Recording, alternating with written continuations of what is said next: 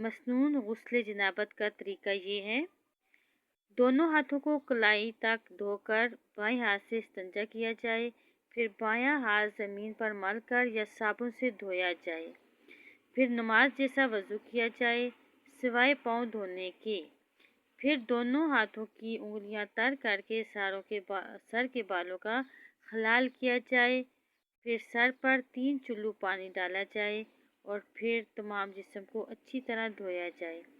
آخر میں غسل والی جگہ سے ہٹ کر پاؤں دھوئے جائیں۔ خیال رہے کہ جسم کا کوئی بھی حصہ بال جتنا بھی خشک نہیں ہونا چاہیے، ورنہ غسل نہیں ہوگا، پاکی حاصل نہیں ہوگی۔ اپنی پاکیزگی کا خیال رکھیں۔ اللہ تعالی ہم سب کو عمل کی توفیق دے۔ السلام علیکم ورحمۃ اللہ۔